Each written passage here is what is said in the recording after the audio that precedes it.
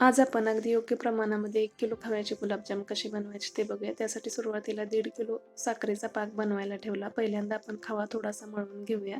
त्यानंतर याच्यामध्ये 1 वाटी भिजवून घेतलेला रवा घालायचा आहे. रवा घालणं पूर्ण ऑप्शनल आहे. आवडत असेल तर घाला, पण रवा घातल्यामुळे गुलाबजाम एकदम रवाळ असे तयार होतील. त्यानंतर 4 वाट्या मैदा घालायचा आहे. वजनी प्रमाणात 200 ग्रॅम मैदा घातला. रवा, खवा आणि मैदा व्यवस्थित असं हाताने मिक्स करून घेतलं. जास्त कोरडं वाटत असेल तर थोडंसं दूध घालायचं आहे आणि 7 ते 8 मिनिटं हा खवा चांगला मळून घ्यायचा आहे. गोळा बनवून बघायचा. व्यवस्थित असा गोळा तयार होत असेल तर हा खवा 10 मिनिटं झाकून ठेवायचा आहे. 10 मिनिटानंतर याचे गोळे बनवून तळून घ्यायचे आहेत. गुलाबजाम तळत असताना गॅसची फ्लेम मिडियम ठेवायची आणि 6 ते 7 मिनिटं हे गुलाबजाम व्यवस्थित असे तळून घ्यायचे आहेत.